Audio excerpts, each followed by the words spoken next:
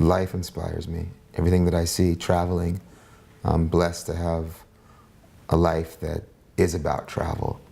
You know, having to go to all of these different countries and play music. And the beautiful thing is, while I'm there doing that, I learn something in each place that I go. My passion for design is the same as my passion for music. And one feeds the other.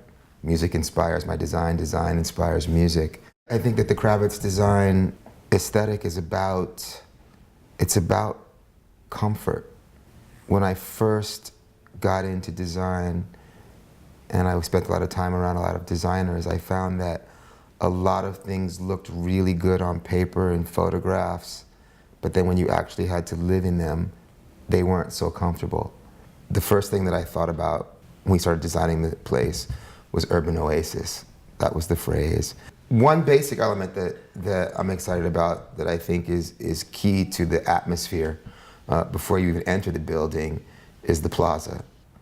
And I wanted the entry to not be the typical, 4 or 5 palm trees that you see in a row and very stark. I wanted it to feel lush. And I love the idea that we have these 3 different levels.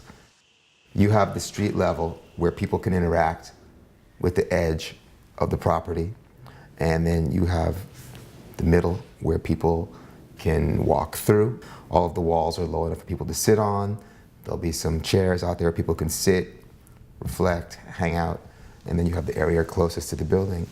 But what's nice about that is that normally that space is wasted. It's a place that you drive through, you get out of your car, you go in the building, and you never interact with the space in front of the building. So it's really nice to have that. I love the lobby. I think that it's really dynamic, very masculine, but has feminine sensibilities. I like the scale, the size of the ceilings, all of the beautiful marble that we're putting up. I think it's going to be one of the most beautiful lobbies in Miami. Obviously, I spend a lot of time away from home.